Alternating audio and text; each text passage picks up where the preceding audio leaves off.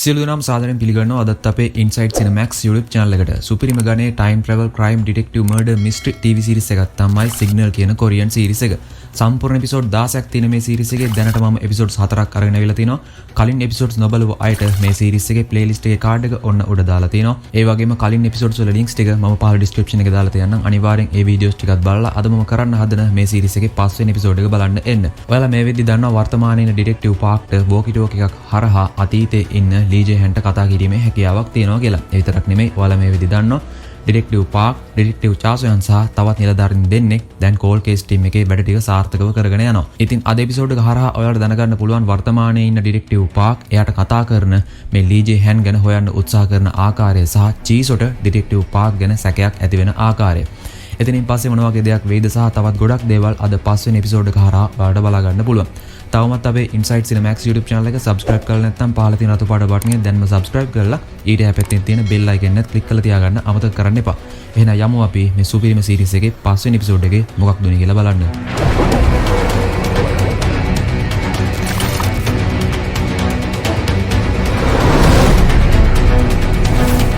ඔන්න අද එපිසෝඩ් එක පටන් ගද්දිම පෙන්නනවා ෆොරන්සික් එක මේ වෙද්දි හොයාගෙන තියෙනවා මීට අවුරුදු 15කට කලින් ඝාතනය වුණ කෙනෙක්ගේ මල සිරුරක ඇටසැකිලි කොටස්. අන්න එතනට ඩිටෙක්ටිව් චාසෝයන් එනවා. ෆොරන්සික් එක මේ වගේ ඇටසැකිල්ලක් හොයාගත්තු ගමම ඩිටෙක්ටිව් චාසෝයන් එතනට ඇවිල්ලා බලන්නේ මේ බොඩි එක ලී ජේ-හැන්ගේද කියලා. ලී ජේ-හැන් අතුරුදහන් වෙද්දි එයාගේ වයස අවුරුදු 30යි. ලී ජේ-හැන් අතුරුදහන් වුණාට පස්සේ එයාගේ කාර් එක 13 වෙනි හයිවේ එක ළඟ තිබිලා හොයාගෙන තිනවා. ඒ විතරක් නෙමෙයි ලී ජේ-හැන්ගේ උරහිසේ ඔපරේෂන් එකක් කරලා තියෙන නිසා එයාගේ උරහිසේ ලෝහ තහඩුවක් සම්බන්ධ කරලා තිනවා කියලා මේ වෙද්දි ඩිටෙක්ටිව් චාසෝයන් දන්නවා. අන්න ඒ විස්තර එක්ක ෆොරන්සික් එක මේ වෙද්දි හොයාගෙන තියෙන ඇටසැකිල්ල ඇත්තටම ලී ජේ-හැන්ගේද කියලා බලන්න තමයි ඩිටෙක්ටිව් චාසෝයන් මෙතනට ඇවිල්ලා තියෙන්නේ. නමුත් මෙතනට ආවට පස්සේ ඩිටෙක්ටිව් චාසෝයන්ට දැනගන්න ලැබෙනවා අර විදියට උරහිසේ ලෝහ තහඩුවක් මේ ඇටසැකිල්ලේ තිබිලා හොයාගෙන නැහැ කියලා. ඉතින් ඒ විස්තර අහලා එළියට යද්දී ඩිටෙක්ටිව් චාසෝයන්ට මේ වෙලාවේදී මතක් වෙනවා අතීතයේ වුණ සිද්ධියක්. ඒ සිද්ධිය තමයි චාසෝයන් අලුතෙන්ම වැඩ බාරගෙන පොලිස් නිලධාරියෙක් විදියට වැඩට ආපු පළවෙනි දවස. ඇත්තටම ලී ජේ-හැන් ඒ දවස්වලදී ටිකක්වත් චාසෝයන්ට කැමති වෙලා නැහැ. නමුත් අපිට මේ කතාව අහද්දි තේරෙනවා ලී ජේ-හැන් සහ චාසෝයන් අතර ආදර සම්බන්ධතාවයක් ඇති වෙලා තියෙනවා කියලා. අපි බලමු අතීත සිද්ධි හරහා ඇත්තටම මේ දෙන්න අතර ඒ ආදර සම්බන්ධතාවය ගොඩනැගුණේ කොහොමද කියලා. ඔන්න ඊට පස්සේ අපිට පේනවා ඩිටෙක්ටිව් පාක්ට මතක් වෙනවා එයා වොන් කියුන්ගේ අම්මත් එක්ක කතා කරද්දී ලී ජේ-හැන් ගැන දැනගත්ත දේවල්. වොන් කියුන් මැරුණාට පස්සේ අවුරුද්දක් පාසා වොන් කියුන්ගේ සොහන ළඟට ලී ජේ-හැන් ඇවිල්ලා තිනවා. නමුත් 2000 අවුරුද්දෙන් පස්සේ ඒ විදිහට ලී ජේ-හැන් ඇවිල්ලා නැහැ කියලා වොන් කියුන්ගේ අම්මා කියපු දේවල් හරහා මේ වෙද්දි ඩිටෙක්ටිව් පාක්ට තේරිලා තියෙන්නේ. ඩිටෙක්ටිව් පාක් ඊට පස්සේ චීසෝගෙන් ගිහින් අහනවා ලී ජේ-හැන් ගැන විස්තර. අන්න ඒ වෙලාවේදී චීසෝට පුදුමත් හිතෙනවා. නමුත් චීසෝ මේ වෙලාවේදී කියනවා මීට අවුරුදු 15කට කලින් ලී ජේ-හැන් අතුරුදහන් වුණා. එයාගේ විමර්ශන කටයුතු ගැන දැනගන්න ඕන නම් අභ්‍යන්තර කටයුතු අංශයෙන් ගිහින් අහන්න කියලා. ඊට පස්සේ ඩිටෙක්ටිව් පාක් ගිහින් අභ්‍යන්තර කටයුතු අංශයේ තියෙන ලී ජේ-හැන්ගේ විමර්ශන කටයුතු ගැන පොඩ්ඩක් සර්ච් කරලා බලනවා. අන්න ඒ විස්තර ටික බලද්දී ඩිටෙක්ටිව් පාක්ට දැනගන්න ලැබෙනවා 2000 අගෝස්තු 3 වෙනිදා යොන්ජෝන් කියන අර පුංචි ගෑන් ළමයාගේ අතුරුදහන් වීම සිද්ධ වුණ කාලෙදිම ලී ජේ-හැන් අතුරුදහන් වෙලා තියෙනවා. ලී ජේ-හැන්ගේ කාර් එක 13 වෙනි හයිවේ එක ළඟ තිබිලා හොයාගෙන තියෙනවා කියලා මේ ඩීටේල්ස් වල සඳහන් වෙනවා. ඒ විතරක් නෙමෙයි ඒ ඩීටේල්ස් වල සඳහන් වෙනවා කිම් සුන් කියන පුද්ගලයාගේ කට උත්තරයක්. කිම් සුන් කියන පුද්ගලයා කට උත්තරයක් විදිහට දීලා තියෙන්නේ ඩිටෙක්ටිව් ලී ජේ-හැන් නිතරම වගේ එයාගෙන් කප්පම් විදිහට සල්ලි අරගෙන තියෙනවා කියලා. ඊට අමතරව මේ වෙලාවේදී ඩිටෙක්ටිව් පාකුත් දැනගන්නවා ඩිටෙක්ටිව් ලී ජේ-හැන්ගේ උරහිසේ ඔපරේෂන් එකක් කරලා තියෙන නිසා එයාගේ උරහිසේ යකඩ තහඩුවක් සම්බන්ධ කරලා තිබුණා කියලා. ඔන්න ඊට පස්සේ අපිට පෙන්නනවා චීසෝ ගිහින් එයාගේත් හෙඩ් ඒ කියන්නේ බුම්ජෝව හම්බෙනවා. චීසෝ මේ වෙලාවේදී බුම්ජෝට කියනවා ඩිටෙක්ටිව් පාක් ඇවිත් ලී ජේ-හැන් ගැන විස්තර ඇහුවා කියලා. නමුත් මේ වෙද්දි චීසෝ දන්නවා ඩිටෙක්ටිව් පාක් සහ ඩිටෙක්ටිව් ලී ජේ-හැන් අතර සම්බන්ධයක් නැහැ. එහෙනම් ඇයි ඩිටෙක්ටිව් පාක් එකපාරටම අතුරුදහන් වුණ ලී ජේ-හැන් ගැන හොයන්නේ? අන්න ඒ ප්‍රශ්නය තමයි මේ විදි චීසෝට ඇවිල්ලා තියෙන්නේ. නමුත් මේ වෙලාවේදී බුම්ජෝ චීසෝට කියනවා කිසිම හේතුවක් නිසා ලී ජේ-හැන් ඇත්තටම අතුරුදහන් වුණේ කොහොමද කියන එක කවුරුත් දැනගන්න තියන්න එපා කියලා. ඔන්න ඊට පස්සේ අපිට පේනවා චීසෝ හොයන්න උත්සාහ කරනවා ඩිටෙක්ටිව් පාක් ඇයි එකපාරටම ලී ජේ-හැන් ගැන විස්තර හොයන්න පටන් ගත්තේ කියලා. ඉතින් එහෙම විස්තර හොයාගෙන යද්දී චීසෝ දැනගන්නවා ජූලි 27 වෙනිදා ඒ කියන්නේ ටික දවසකට කලින් ලී ජේ-හැන් සම්බන්ධ හැම නඩු සාක්ෂියක්ම අයින් කරලා තිනවා කියලා. අන්න ඊට පස්සේ චීසෝ ගිහින් පරීක්ෂා කරලා බලනවා මේ නඩු සාක්ෂි අයින් කරපු දවසේ CCTV. අන්න ඒ CCTV බලද්දි මේ වෙලාවේදී චීසෝ දැනගන්නවා ඒ අයින් කරපු නඩු සාක්ෂි අතරේ තිබිලා එක දෙයක් ඩිටෙක්ටිව් පාක් අතට ගන්නවා කියලා. ඔන්න ඊට පස්සේ අපිට පෙන්නනවා ඩිටෙක්ටිව් පාක් යනවා අර කිම්සුන් කියන පුද්ගලයාව හම්බෙන්න. ඉතින් කිම්සුන් කියන පුද්ගලයා මේ වෙලාවේදී එයාගේ ළඟ තියෙන විස්තරත් ඩිටෙක්ටිව් පාක්ට දෙනවා. ඉතින් ඒ විස්තරවලත් හොඳින්ම සඳහන් වෙලා තියෙනවා ඩිටෙක්ටිව් ලී ජේ හැන් නිතරම වගේ මේ කිම්සුන් කියන පුද්ගලයාගෙන් කප්පම් විදිහට සල්ලි අරගෙන තියෙනවා කියලා. ඉතින් මේ ඩීටේල්ස් ටික බැලුවට පස්සේ ඩිටෙක්ටිව් පාක්ට තේරෙනවා අනිවාර්යෙන් මේක ඇතුළෙන්ම ලී ජේ හැන්ව අහු කරන්න අටවපු උගලක් වෙන්න ඕනේ කියලා.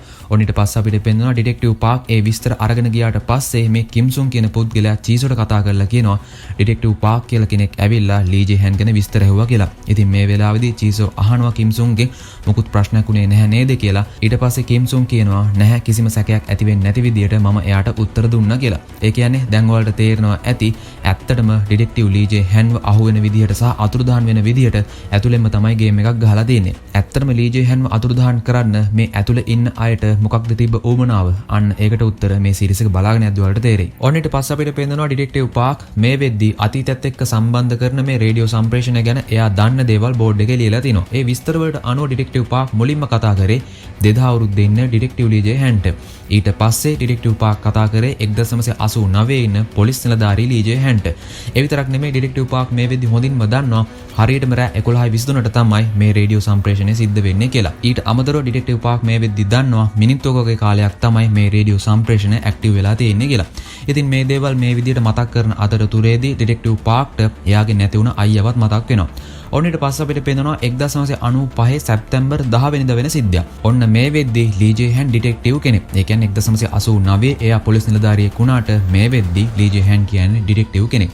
ඔන්න මේ වෙලාවේදී අපිට පෙන්නන්නේ ගෙදරක මිනිස්සෙක් සද්දයක් ඇහිලා නැගිටිනවා. මේ මිනිස්සයා දකින්න තමන්ගේ ගෙදරට හොරෙක් පැනලා ඉන්නවා කියලා. ඉතින් මේ වෙලාවේදී මේ මිනිස්සයා හයියෙම කෑ ගහනවා. ඒ වෙද්දිත් පොලිසිය එළියේ ඉඳන් බලාගෙන ඉන්නවා මේ හොරාව අල්ලගන්න. ඒකට හේතුව තමයි මේ හොරා මේ වෙද්දී ගෙවල් කිහිපයක්ම මීට කලින් මේ ප්‍රදේශයේදීම මංකොල්ල කාලා තියෙන නිසා.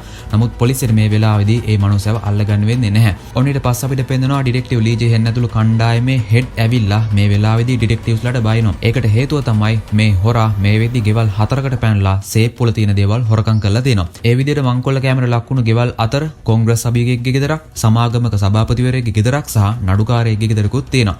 ඉතින් මේ වෙලාවේදී මේ හෙඩ් මේ හොරකම කරා වෙන්න පුළුවන් කියලා සැක හිතෙන මේ ප්‍රදේශයේ ඉන්න අනිත් හොරු ගැන විස්තර ටික ඩිටෙක්ටිව්ස්ලාට දීලා කියනවා ඉක්මනටම මේ හොරාව අල්ලගන්න කියලා. ඉතින් මේ වෙලාවේදී ඩිටෙක්ටිව් ලී ජේ හැන්ට හම්බෙන්නේ කිම්ටේ කියන පුද්ගලයා ගැන විස්තර. ඇත්තටම කිම්ටේ කියන්නේ ලී ජේ හැන් පොලිස් නිලධාරියෙක් වෙලා ඉන්න කාලෙදී අල්ලපු හොරෙක්. එතනින් පස්සේ තමයි ලී ජේ හැන්ට උසස් වීමක් විදියට ඩිටෙක්ටිව් කෙනෙක් වෙන්නත් ලැබුණේ. ඉතින් මේ වෙලාවේදී ඩිටෙක්ටිව් ලී ජේ හැන් යනවා කිම්ටේ කියන මේ පුද්ගලයාව හම්බෙන්න. මේ පුද්ගලයා මේ විදිහ හිරෙන් නිදහස් වෙලා ඩ්‍රයිවිං ජොබ් එකක් කරගෙන පාඩුවේ ඉන්නේ. ඩිටෙක්ටිව් ලී ජේ හැන් මේ මනුස්සයාගෙන් ගිහින් අහනවා තමසේ ආපහු හොරකම් කරන්න පටන් ගත්තද කියලා. නමුත් මේ කිම්ටේ කියන පුද්ගලයා කියනවා නැහැ මම හිරෙන් එළියට ආවට පස්සේ ආපහු කිසිම ආකාරයක වැරදි වැඩක් කරේ නැහැ කියලා. ඉතින් මේ වෙලාවේදී කිම්ටේගේ දුවත් මෙතනට එනවා. ඇත්තටම කිම්ටේට තමන්ගේ පවුල කෙනෙක් විදියට ඉන්නේ මේ දුව විතරයි.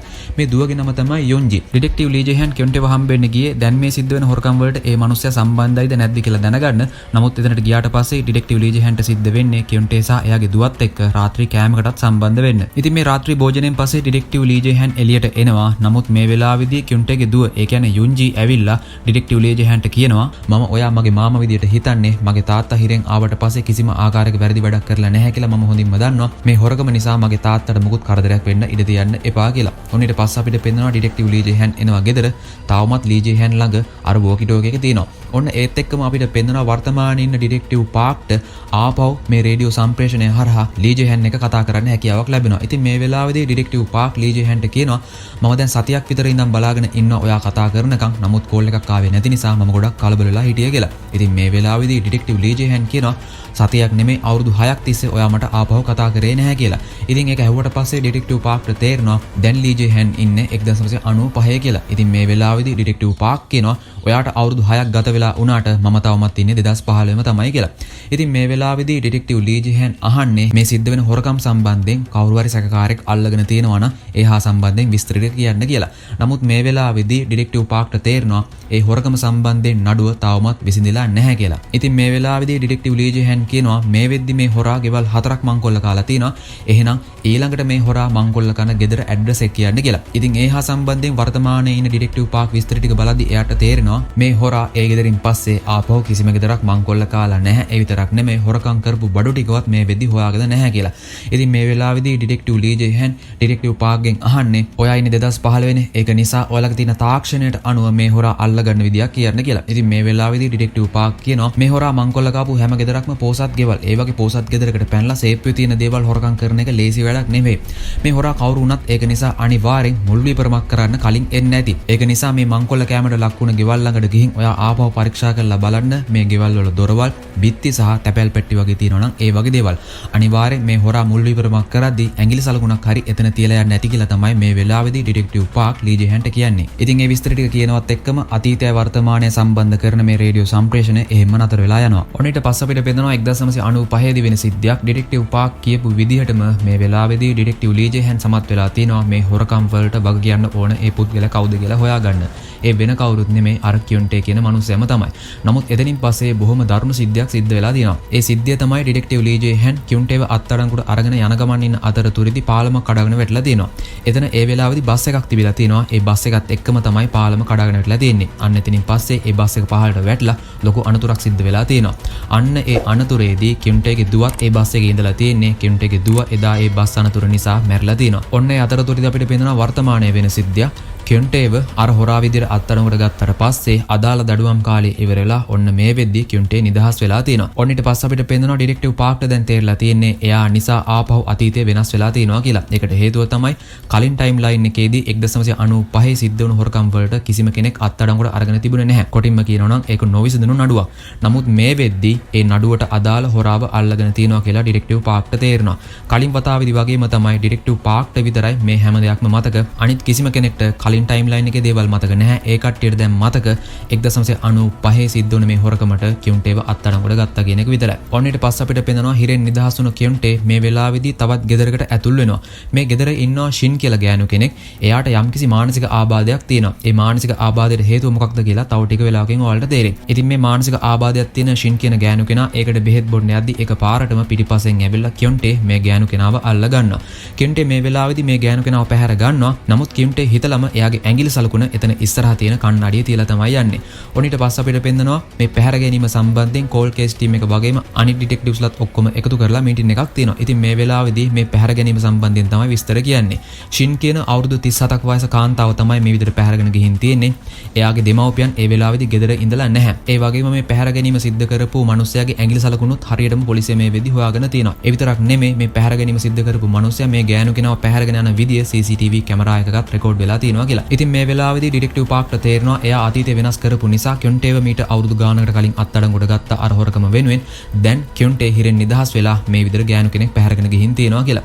ඉතින් මේ වෙලාවේදී ඩිටෙක්ටිව් පාක් තමන්ගේ හෙඩ්ස්ලට කියනවා කියොන්ටේ මීට කලින් කරපු හොරකම් වලට අනුව එයා කිසිම සාක්ෂියක් තියලා යන්නේ නැහැ. බොහොම සූක්ෂම ආකාරයට තමයි එයා හොරකම් සිද්ධ කරලා තියෙන්නේ. අනිත් විශේෂම කාරණේ තමයි කියොන්ටේ මීට කලින් හොරකම් කරපු කිසිම අවස්ථාවක මිනිස්සෙක්ට අත තියලා නැහැ. අන්න ඒක නිසා ඩිටෙක්ටිව් පාක් මේ වෙලාවේදී කියන්නේ කියොන්ටේ මේ විදිහට ගෑනු කෙනෙක් පැහැරගත්ත එකට තවත් මොකක් හරි හේතුවක් තියෙනවා කියලා. නමුත් මේ වෙලාවේදී හෙඩ්ස්ලා ඩිටෙක්ටිව් පාක් කියන දේවල් කිසිම දෙයක් ගණන් ගන්නේ නැහැ. ඔන්න ඊට පස්සේ අපිට පේනවා ඩිටෙක්ටිව්ස්ලා මේ හා සම්බන්ධයෙන් විමර්ශන කටයුතු පටන් ගන්නවා. ඒ අතරතුරේදී ඩිටෙක්ටිව් පාක් යනවා කියොන්ටේ හිරේ හිටපු කාලෙදී එතන හිටපු නිලධාරියෙක්ව හම්බෙන්න. ඉතින් මේ නිලධාරියාගෙන් කියොන්ටේ ගැන විස්තර අහද්දි මේ නිලධාරියා කියනවා කියොන්ටේ කියන්නේ බොහොම හොඳ හිරකාරයෙක්, කිසිම කරදරයක් තිබුණේ නැහැ. ඒ විතරක් නෙමෙයි එයා හිරේ ඉන්න කාලෙදී ඉලෙක්ට්‍රොනික සම්බන්ධිනුත් ඉගෙන ගත්තා කියලා. ඉතින් මේ වෙලාවේදී ඩිටෙක්ටිව් පාක් කියනවා කියොන්ටේ හිරෙන් නිදහස් වුණ ගමම කාන්තාවක් පැහැරගෙන ගිහින් තියෙනවා. ඒකට හේතුව තමයි මට දැනගන්න ඕනේ කියලා. නමුත් මේ නිලධාරියා කියනවා කියොන්ටේ හිරේ ඉන්න කාලෙදී ගින්දරක් දැකපු ගාම එකපාරටම බය වෙනවා කියලා. ඊට පස්සේ ඩිටෙක්ටිව් පාක් කියනවා කියොන්ටේගේ විස්තර තියෙන කිසිම ලිපිගොනුවක ගින්දරක් සම්බන්ධයෙන් සඳහන් කරලා නැහැ කියලා. ඊට පස්සේ මේ නිලධාරියා කියනවා කියොන්ටේ මේ හොරකම සම්බන්ධයෙන් අත්අඩංගුවට ගත්තට පස්සේ එයාව අරගෙන යන ගමන් ඉන්න අතරතුරේදී පාලමක් කඩාගෙන වැටිලා එතන තිබුණු බස් එකක් ලොකු අනතුරකට මුහුණ දුන්නා. අන්න ඒ බස් එකේ ඉඳලා කියොන්ටේගේ දුව, ඒ කියන්නේ ජුන්ජී මැරුණා. අන්න ඒක මතක් වෙන නිසා තමයි කියොන්ටේ මේ විදිහට ගින්දරට බය කියලා. අන්න එතනදී තමයි ඩිටෙක්ටිව් පාක් දැනගන්නේ Taman අතීතේ වෙනස් කරපු නිසා මොනියම් හේතුවකින් කියොන්ටේගේ දුව එදා මැරිලා තියෙනවා කියලා. ඔන්න ඒ අතරතුරේදී අපිට පෙන්නනවා මේ පැහැරගත්ත කාන්තාව. එහෙම නැත්නම් ෂින් මේ වෙද්දී ෆ්‍රීසර් රූම් එකක් ඇතුළේ හිර කරලා තියෙනවා. එයාගේ ළඟින්ම ෆෝන් එකකුත් තියෙනවා කියලා මේ වෙලාවේදී ෂින් දකිනවා.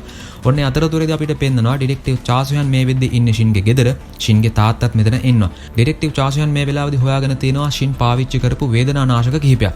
අන්න ඒක ෂින් පාවිච්චි කරේ ඇයි කියලා එයාගේ තාත්තගෙන් අහද්දි තාත්තා කියනවා එයාගේ දුවට, ඒ කියන්නේ ෂින්ට පශ්චාත් කම්පන තත්වයක් ඇති වෙලා තියෙනවා. ඒකට හේතුව විදිහට මේ වෙලාවේදී මේ තාත්තා කියන්නේ මීට අවුරුදු ගානකට කලින් පාලම පාලමක් කඩාගෙන වැටලා බස් එකක් අනතුරකට මුහුණ දුන්නා. අන්න ඒ බස් එකේ ෂින් ඉඳලා තියෙනවා. නමුත් ෂින් එදා ජීවිතේ බේර ගන්න සමත් වුණා කියලා. ඔන්න ඊට පස්සේ අපිට පේනවා ඩිටෙක්ටිව් පාක් මේ වෙද්දි අර අනතුර ගැන විස්තර හොයලා බලනවා. ඒ අතරතුරදී අපිට පේනවා 1995 දී වෙන සිද්ධියක් මේ වෙද්දි කියුන්ටේ අත්අඩංගුවට අරගෙන තියෙන්නේ. නමුත් කියුන්ටේ එතන ඉන්න නිලධාරීන්ගෙන් මිදිලා එතන ළඟ ඉන්න ඩිටෙක්ටිව් ලී ජේ හැන්ව ඇවිල්ලා අල්ල ගන්නවා. මේ වෙලාවේදී කියුන්ටේ ලී ජේ හැන්ට බනිනවා තමුන් නිසා තමයි මගේ දුවට එදා මැරෙන්න සිද්ධ වුණේ කියලා. ඔන්න ඊට පස්සේ අපිට පේනවා වර්තමානයේ ඉන්න ඩිටෙක්ටිව් පාක් ආපහු අර වෝකිටෝක එක හරහා රේඩියෝ සම්ප්‍රේෂණයකින් අතීතයේ එහෙම නැත්නම් 1995 ඉන්න ඩිටෙක්ටිව් ලී ජේ හැන් එක්ක සම්බන්ධ වෙනවා. ඉතින් මේ වෙලාවේදී ඩිටෙක්ටිව් පාක්ට අවශ්‍ය වෙලා තියෙන්නේ එයා අතීතේ වෙනස් කරපු නිසා මේ හැම දෙයක්ම සිද්ධ වුණේ කොහොමද කියලා දැනගන්න. නමුත් මේ වෙලාවේදී 1995 ඉන්න ඩිටෙක්ටිව් ලී ජේ හැන් ඩිටෙක්ටිව් පාක්ට කියනවා ඔයා මට කියපු නිසා තමයි මම කියුන්ටේව අල්ලගත්තේ. මම කියුන්ටේව අල්ලගත්ත නිසා තමයි මේ හැම දෙයක්ම සිද්ධ වුණේ. මට තිබුණේ ඇත්තටම මේක සිද්ධ වෙන්න තිබුණ විදිහටම සිද්ධ වෙන්න අරින්න. නමුත් දැන් හැම දෙයක්ම විනාශ වෙලා ඉවරයි කියලා. ඔන්න ඔහම තමයි මේ සුපිරිම සීරීස් එකේ 5 වෙනි එපිසෝඩ් එක ඉවරුනේ. ඉතින් දැන් ප්‍රශ්න ගොඩක් ඉතුරුලා තියෙනවා. වර්තමානයේ ඉන්න ඩිටෙක්ටිව් පාක් කියපු දේ නිසා කොහොමද මේ තරම් ලොකු විනාශයක් සිද්ධ වුණේ? ඉතින් මේ සිද්ධ වුණු විනාශය නිසා ඉස්සරහට මොන වගේ දෙයක් වෙයිද? කියුන්ටේ පැහැරගත්ත අර ෂින් කියන කාන්තාවට ඉස්සරහට මොන වගේ දෙයක් වෙයිද? ඉතින් ඒ ගැන දැනගන්න වෙන්නේ ඔයාලට 6 වෙනි එපිසෝඩ් එකෙන් තමයි. තවමත් අපේ Inside Cinemax YouTube channel එක subscribe කරලා නැත්නම් පහළ තියෙන රතු පාට බටන් එක දැන්ම subscribe කරලා ඊට හැපැත්තේ තියෙන bell icon එක click කරලා තියාගන්න අමතක කරන්න එපා. එහෙනම් අපි මේ සුපිරිම සීරීස් එකේ 6 වෙනි එපිසෝඩ් එකෙන් ඉක්මනටම හම්බෙමු. We will meet again.